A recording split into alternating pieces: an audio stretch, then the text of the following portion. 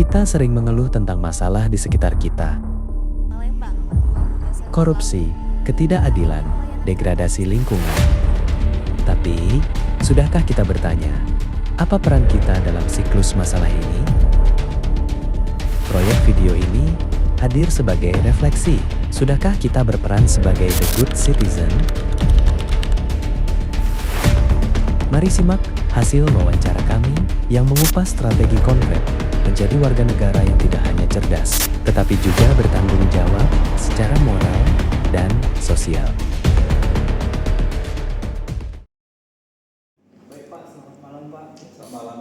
Di sini saya dari kelompok 3 ingin wawancara Pak tentang The Good Citizen, analisis peran, etika, dan sikap kritis sebagai pendorong tanggung jawab sosial.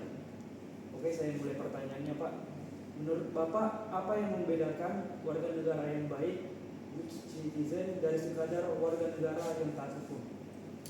Jadi menurut Bapak sendiri sih perbedaan utamanya terletak di motivasi, terus kemudian di jangkauan tindakan dan sikap kritis. Contohnya warga negara yang taat itu, misalkan taat hukum ya, taat hukum itu biasanya didorong oleh rasa takut akan sanksi. Sedangkan warga negara yang baik, dia mempunyai kesadaran moral dan tanggung jawab etis terhadap kebaikan bersama. Jadi, perbedaan mendasar yang mencolok adalah bahwa kepatuhan hukum itu menciptakan ketertiban. Sementara kalau kebajikan kewarganegaraan atau yang tadi kan bilang good citizen, itu dia menciptakan keadilan dan kemaslahatan bersama. Baik Pak, terima kasih atas jawabannya Pak. Saya lanjutkan ke pertanyaan yang berikutnya. Sejauh mana etika atau integritas moral seseorang memengaruhi kualitas partisipasinya dalam kehidupan bernegara menurut Bapak? Kalau menurut Bapak itu etika tadi ya. Etika itu adalah filter yang mengubah partisipasi yang sekedar ada itu menjadi partisipasi yang bernilai. Tanpa integritas, partisipasi itu hanya melayani kepentingan diri sendiri. Tapi kalau integritas, partisipasi menjadi kekuatan pendorong tanggung jawab sosial yang sesungguhnya.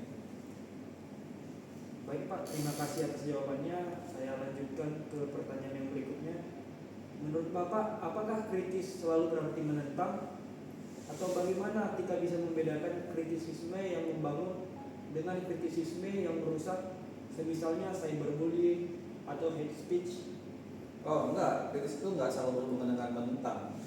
Kritis itu adalah fungsi kognitif dan etis yang jauh lebih kompleks daripada sekedar perbedaan pendapat. Jadi kritisisme itu sifatnya membangun atau dalam perwujudan dari tanggung jawab sosial. Sementara kalau kritisisme itu yang merusak adalah bentuk pelanggaran tanggung jawab sosial dan etika digital yang bertujuan untuk merendahkan atau menyingkirkan pihak yang lain. Baik Pak, terima kasih atas jawaban yang telah Bapak berikan. Saya lanjutkan ke pertanyaan terakhir ya Pak. Bagaimana etika dan sikap kritis berfungsi sebagai pendorong utama munculnya tanggung jawab sosial menurut Bapak Pak? Menurut Bapak itu etika itu adalah kompas moral yang menunjukkan ke arah kebaikan bersama. Sikap kritis adalah peta dan navigasi yang memastikan kita sampai ke tujuan itu dengan cara yang efektif tapi rasional. Tanpa etika, sikap kritis dapat merosot menjadi sinisme atau alat untuk menyerang pribadi. Tanpa sikap kritis, etika dapat merosot menjadi aktivisme yang tidak syarat dan bisa dimanipulasi oleh orang lain. Jadi oleh karena itu, etika dan sikap kritis adalah sepasang dorongan yang tidak bisa dipisahkan dalam menumbuhkan kualitas tanggung jawab sosial seorang good citizen. Baik Pak, terima kasih atas jawabannya. Saya ucapkan terima kasih banyak Pak telah meluangkan waktu saat wawancara untuk malam ini. Saya ucapkan terima kasih banyak ya Pak. Oh ya, sama-sama. Baik, terima kasih. Saya dari RP Malam B ingin menanyakan tentang hal etika dan sikap kritis sebagai pendorong tanggung jawab sosial. Menurut Bapak, sebagai orang yang bertugas mengawasi ketertiban setiap hari, menurut Bapak apa hal yang paling penting paling mendasari yang mencerminkan etika sesuai seorang mahasiswa sebagai warga kampus? Terima kasih atas pertanyaannya. Baik, ya, saya jawab ya. Perkenalkan, terlebih dahulu nama saya Usman Pamdal, kurang lebih di sini 8 tahun. Jadi menurut kami, hal paling mendasar adalah rasa hormat dan kepedulian terhadap ruang publik.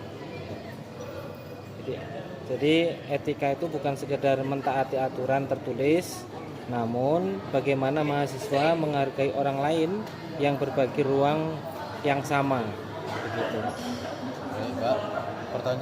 Pertanyaan kedua, bagaimana Bapak menangani mahasiswa yang kritis terhadap aturan keamanan? Apakah menurut Bapak sikap kritis mereka biasanya bertujuan untuk memperbaiki keadaan atau sekadar protes? Ya, ini pertanyaan yang menarik nih. Menurut saya pribadi ini sangat terbuka dan menghargai sikap kritis tersebut. Kampus adalah yang paling kita ketahui, kampus adalah tempat belajar berpikir.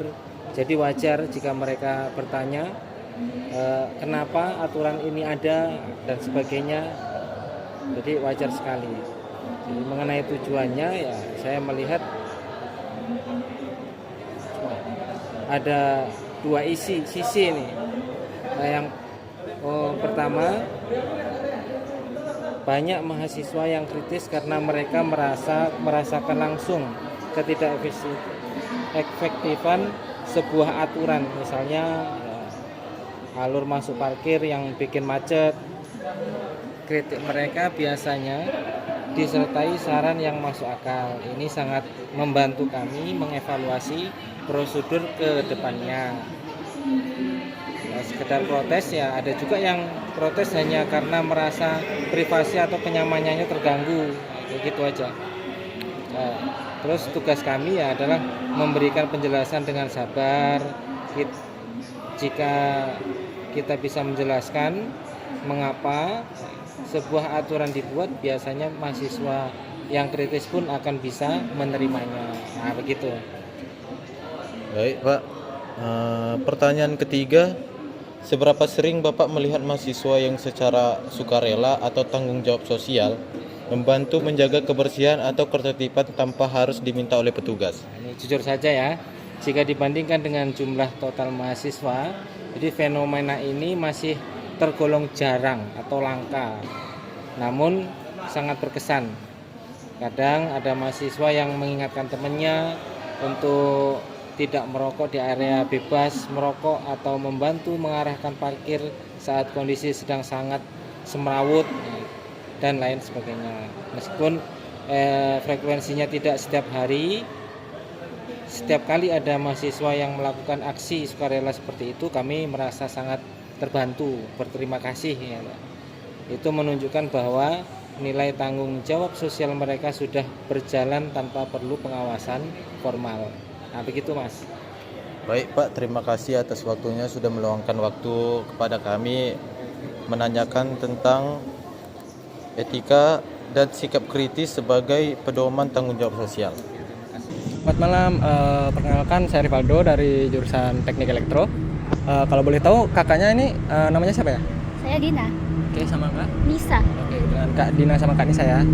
Boleh minta waktunya sebentar buat wawancara tentang peran etika dan sikap kritis terhadap tanggung jawab sosial. Langsung aja ke pertanyaan pertama ya Kak. Untuk kakak sendiri, apa tantangan terbesar tetap berpegang pada etika, misalnya kejujuran dalam tekanan di kehidupan sehari-hari? Mungkin kan kita kelas malam boleh tempat kerja ataupun di kuliah sendiri. Dalam kehidupan sehari-hari ada godaan untuk mengambil jalan pintas, seperti mencipta tugas untuk mendapatkan nilai bagus atau berbohong untuk menghindari konsekuensi. Tekanan waktu dan keinginan untuk berhasil secara instan seringkali membayangi komitmen terhadap kejujuran. Selain itu, melihat orang lain tidak etis dan tidak tampaknya lolos begitu saja dengan menciptakan dilema mempertanyakan apakah kejujuran adalah kebijakan terbaik benar-benar berlaku di dunia nyata. Oke, terima kasih jawabannya Kak. Satu pertanyaan lagi ya kalau boleh, mungkin untuk Kak Nisa sekarang ya Kak. menurut Kak Nisa, apakah menjadi warga negara yang baik itu mudah atau sulit sih di Indonesia saat ini? Dan kalau boleh tahu alasannya boleh disebutkan? Banyak prinsip dasar kewarganegaraan yang baik bersifat universal seperti mematuhi lalu lintas, membayar pajak, menjaga kebersihan dan menghormati orang lain. Adapun norma-norma sosial budaya di Indonesia yang menjunjung tinggi keramahan dan gotong royong juga mendukung penerapan nilai-nilai ini dalam kehidupan sehari-hari. Oke, terima kasih banyak atas jawaban kakak-kakaknya. Maaf kalau mengganggu waktunya, terima kasih ya Kak. Ya, sama. Menjadi warga negara bukan sekadar status hukum, melainkan panggilan nurani. Jika etika adalah kompas kita, maka sikap kritis adalah navigasi untuk mencapai keadilan tanpa manipulasi. Meski kejujuran memiliki biaya di tengah budaya yang permisif, kita harus berani memilih integritas daripada diam. Tanggung jawab sosial dimulai dari kepedulian kecil di ruang publik dan ketajaman akal budi. Jadilah tertib bukan karena diawasi, tapi karena peduli. Karena perubahan besar bangsa dimulai dari kualitas karakter kita. Kami dari kelompok 3, salam kewarganegaraan.